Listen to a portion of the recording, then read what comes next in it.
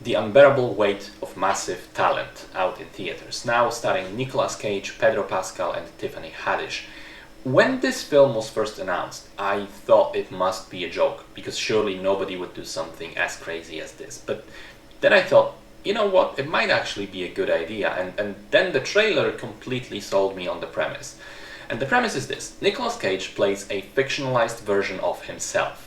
He takes up an offer to be paid $1 million in exchange for going to Mallorca for a few days and attending a birthday party of an extremely rich man named Javi, who also happens to be a huge fan of Cage as an actor.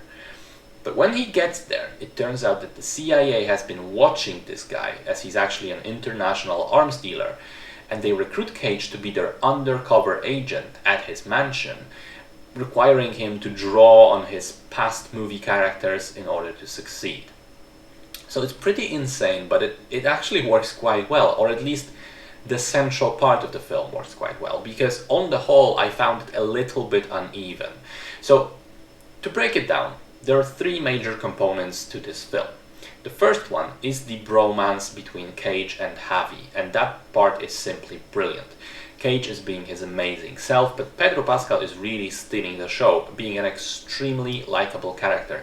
And on the one hand, the ridiculous hijinks that these two get into are very, very entertaining, such as them trying to avoid imagined stalkers while being high on acid. It's just comedy gold, that whole sequence. And on the other hand, a lot of their conversations about life and cinema are very heartfelt and pure and genuine. The two guys have great chemistry, and their interactions are well written and well performed. And it also gets to be very meta, because they start working on a movie script together, one which begins deeply resembling the actual film we're watching. In fact, I was hugely disappointed by the fact that with so many callbacks to Cage's filmography, in all of this meta plot, there was no mention of adaptation, which remains my favorite movie of his. In any case though, the bromance part is just amazing. The second component is the CIA stuff, and on the one hand, yes, it does move the story forward and gives Cage stuff to do. But on the other, every time we cut to the actual CIA agents, it slows the movie down, and it's kind of mediocre. The writing and pacing for them could have been much improved, and the last scene they're in is just, it could have been cut from the film completely. It serves no purpose at all. And the third and final component is the fictional Nick Cage family stuff, his strained relationship with his ex-wife and daughter.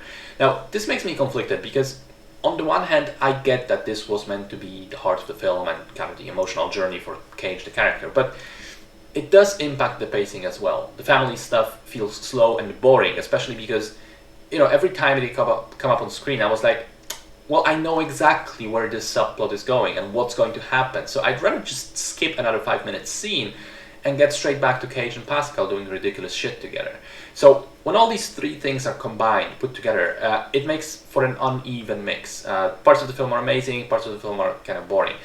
And the movie even comments on it a little bit in a meta way, because when they're discussing the script that they're writing and inserting stupid action plot to get people interested and so on. But that, you know, pointing it out doesn't actually excuse still doing it.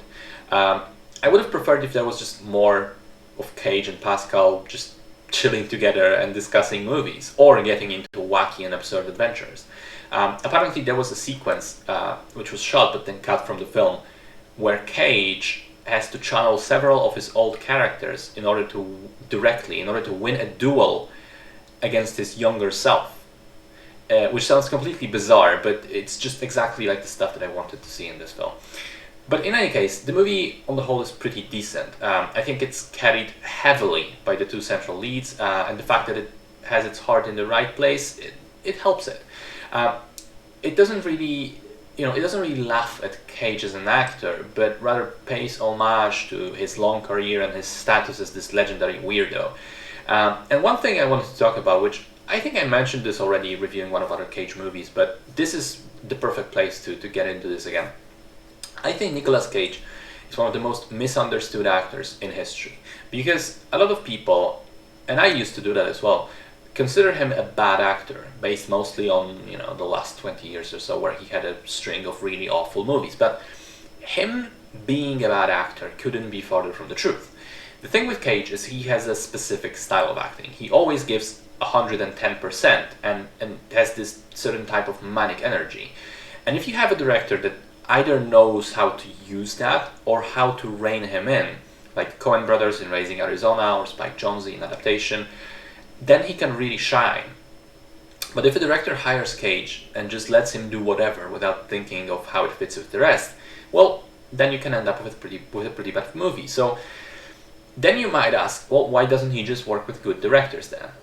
Well, first of all, Cage famously has been an insane spender, and in the late 90s and early 2000s, he's run into significant money problems, and as a result, he ran into money problems as a result of things like buying a dinosaur skull for $100,000, which is a real thing, you can look it up.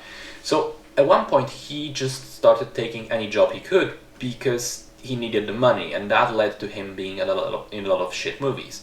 And from what I heard, that's no longer the case. I mean, he's no longer in financial trouble, but he keeps doing weird movies anyway, which sometimes can be pretty awful.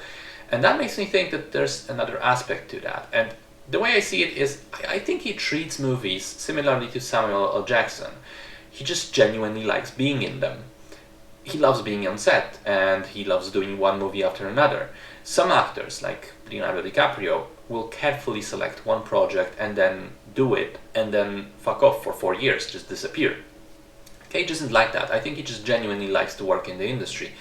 And, as part of the promotion for Unbearable Weight, he did an AMA on Reddit where he answered people's questions. And I recommend checking it out, really, because not only is it very clear that it's him answering and not some PR person, he also gives very thoughtful answers and thought out and intelligent responses to the questions, which reveal a really deep passion for the craft of acting and really help understand the philosophy of his philosophy of work. It's just genuinely fascinating stuff, especially for people who love movies. Be sure to check it out. So yeah, I think Cage is great. And even in a bad movie, he usually is the best part, and he's always trying his best instead of just phoning it in. And The Unbearable Weight of Massive Talent I think it's a wonderful celebration of that, which also happens to be a decently entertaining buddy comedy.